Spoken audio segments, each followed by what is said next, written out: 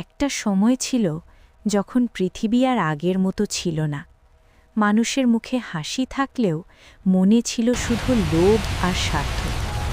শহরের ভিড়ে দাঁড়িয়েছিল অর্ণব। চারদিকে বিশৃঙ্খলা, মানুষ মানুষকে ঠকাচ্ছে, বন্ধুত্ব ভেঙে যাচ্ছে, সত্য যেন হারিয়ে গেছে কোথাও। এটাই কি শেষ? নিজের মনে ভাবল অর্ণব। হঠাৎ আকাশ কালো হয়ে উঠল, ঝড় শুরু হলো, বিদ্যুৎ চমকালো বারবার। মনে হচ্ছিল প্রকৃতিও যেন ক্লান্ত হয়ে পড়েছে মানুষের অন্যায়। ঠিক তখনই দূরে এক আলো দেখা গেল। একজন অদ্ভুত যোদ্ধা এগিয়ে আসছে, সাদা ঘোড়ার ওপর বসে, চোখে আগুনের মতো দীপ্তি। তিনি হলেন কল্কি অবতার। তার হাতে জ্বলজ্বল করছে এক তলোয়ার।